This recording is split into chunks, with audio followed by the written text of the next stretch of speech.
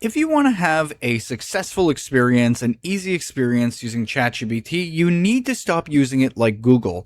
Most people complain about ChatGPT and other AI platforms saying that they, create slop or they're not useful or they use and respond with such generic advice.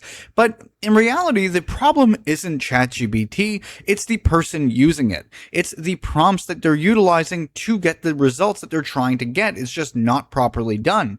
With the better prompts, the better results you will get. You're only as good as the prompts you use, if that makes sense. Or sorry, ChatGPT is only as good as the prompts you're using. So for instance, if I went and asked ChatGPT, even on high intelligence mode, and I asked it without any understanding of who I am, what I'm doing, what my weight is, and I ask it, hey, help me lose weight, or how do I lose weight? It's going to give us a pretty generic answer. But in turn, if you were to prompt it with something as simple as something like this, where you basically tell it to ask me 5 questions about my lifestyle, schedule, diet, goal, and then build a simple beginner weight loss plan, you'll get a much better response because you're prompting it with a bit of direction. Now take note, this prompt is also not perfect. It's just giving, ChatGPT a bit of direction so it can ask us questions that are relevant to the topic at hand. But in any case, with anything that we're doing with ChatGPT, it's helpful to have it ask us questions about the goal that we're doing and then having it build from there. That way it has the context that is appropriate for whatever it is we're trying to do. So instead of just asking it things like Google, try and fix your prompts by first asking it to ask you things about what it is that you want to do, like here, like I stated, to ask me 5 questions about my lifestyle, etc. And by doing this, you will get much better responses in general. Because ultimately, Google is designed to give us information, provide information, and while ChatGPT can do that too, we're not using it to the greatest capacity that it has. We're not using it to make it as strong as it can be as a tool by not giving it the proper prompts. If you don't prompt it correctly, you're not going to get the results that you're looking for.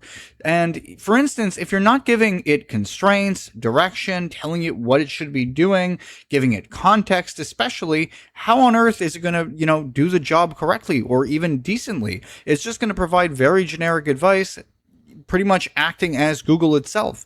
But when you make a prompt, for instance, we have other videos where we go into depth on prompts and we create our own versions of prompts and show you, exactly which ones are useful that you can copy and paste and do all that stuff. And you can basically look at those and do it yourself. But in the most simplest way, all you have to do is something like this. You can tell it to act as my and then give it a role. Then you tell it, help me, and then give it a goal. Then you basically give it context, which, for instance, you can give your height, your weight, whatever it is that you're doing, and keep it ideally simple is what I would typically use, but you can do it, keep it strategic, keep it professional. And then, for instance, give me, and then the output. By framing it exactly like this is how we're going to get the best responses possible. Otherwise, it won't have the constraints and the parameters and the exact context to create proper responses. Instead, it'll only give us the generic responses just like Google would. But so many people overlook this and use ChatGPT incorrectly as if it is just Google, when they could be doing this and getting so much more out of it. Because once again, you are only going to get the results that you want based on the prompts you provide. So in this case, for instance, for example, here I said, act as my resume creator. I'm giving it a goal. I say, help me create the best resume possible. I'm giving it context by telling it I'm 25 with a GED but no experience. So I'm giving it a bit of a complex task because I'm asking it to create a resume for this fictional person that doesn't have any experience and only has a GED. And then I say, keep it professional, which is ideal if we're making a resume. And then this is important here. I give it the direction, so give me the best resume design. And then I end with, ask me questions first if you need anything relevant to this task. Doing this is so important when using ChatGPT in my experience, because that way it'll ask you questions that it thinks it needs to know in order to actually do the task you're asking it to do. And then it gets even more context, making it super simple and providing proper results. So let's enter this and see. Oh, why did it do that? I guess we can go into projects mode. That's what it was trying to do, but let's just enter it like this and see what happens.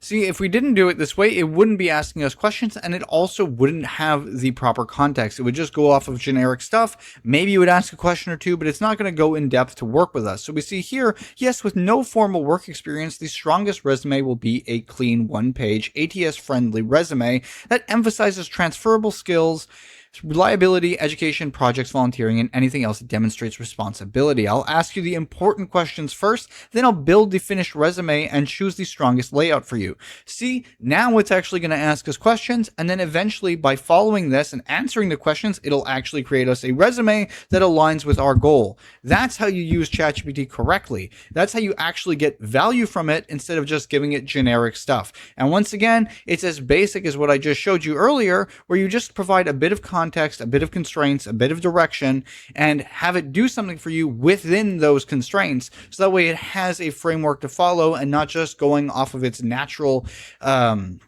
generic versions. It's going to go into something a bit more in depth, working with the parameters that we set, with the direction we set, and won't be responding like it's just simply Google with just generic responses. So it's that simple. Hopefully you guys found this video helpful. If you did, please like and subscribe, and have a nice day.